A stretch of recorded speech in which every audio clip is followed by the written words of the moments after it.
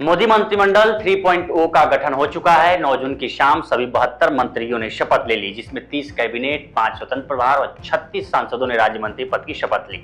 इसमें प्रधानमंत्री का पद भी शामिल है। लेकिन इस बीच रवनीत सिंह बिट्टू चर्चा में रहे। चर्चा की वजह रही हार कर भी मोदी मंत्रिमंडल में जगह पाना। लेकिन सवाल है कि कभी कांग्रेस के सांसद रहे बिट्टू आखिर बीजेपी के लिए इतने खास क्यों हो गए कि हार के बाद भी मोदी 3.0 में मंत्री बना दिए गए। इसके पीछे 4 वजह है। नमस्कार, मैं उपेंद्र कुमार।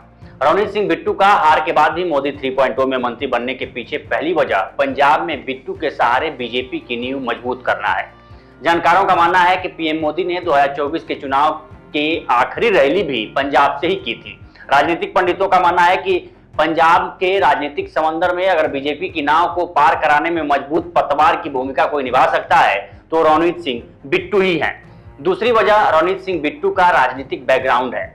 बिट्टू को राजनीतिक विरासत में मिली है। रवनीत बिट्टू के दादा बेअंत सिंह पंजाब के मुख्यमंत्री रह चुके हैं। साल 1995 में पंजाब सचिवालय बिल्डिंग में हुए आत्मघाती हमले में बेअंत सिंह की मौत हो गई थी। बेअंत सिंह के देहांत के बाद बेटे तेज प्रकाश सिंह ने राजनीतिक विरासत को आगे बढ़ाया।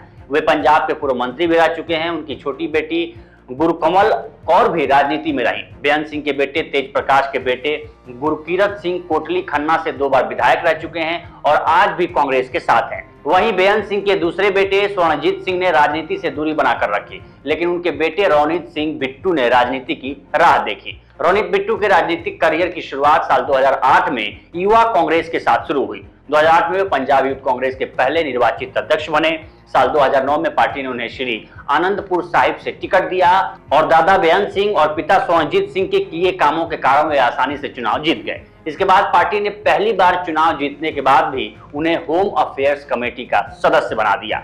साल 2014 में कांग्रेस ने बिट्टू की सीट बदल दी और उन्हें लुधियाना शिफ्ट कर दिया। इसके बाद वह 2014 और 2019 में कांग्रेस के टिकट पर ही इस सीट से सांसद चुने गए। लेकिन साल 2024 के लोकसभा चुनाव में वो बीजेपी के टिकट पर चुनाव लड़े थे और वह कांग्रेस के अमरिंदर सिंह राजा वार्डिंग से चुनाव हार गए। ऐसे में अब बीजेपी ने उन्हें मंत्री बनाकर सिख समाज को साधने की कोशिश में है। अब तीसरे कारण पर आते हैं। जानकारों का मानना है कि इस लोकसभा चुनाव में भले ही बीजेपी को पंजाब में कोई सीट न मिली हो, लेकिन राज्य में उसका ग्राफ तेजी से बढ़ रहा है। इसी लोकसभा चुनाव में शिरोमणि अकाली दल को पीछे छोड़ते हुए बीजेपी वोट शेयर के मामले में तीसरी सबसे बड़ी पार्टी बन गई है। पंजाब में 60% आबादी सिखों की है। बिट्टू भी सिख है। उन्हें मंत्री बनाकर पार्टी इस आबादी के करीब जाने की कोशिश कर रही है। पार्टी नेताओं को उम्मीद है कि बिट्टू के मंत्री बनने से पंजाबियों में सकारात्मक संदेश जाएगा और भविष्य में इससे पार्टी को फायदा होगा। अब चौथे और अंतिम कारण पर आते हैं। राजनीतिक पंडितों का मानना है कि बीजेपी के पास अभी पंजाब विधानसभा में महज 2 विधायक हैं।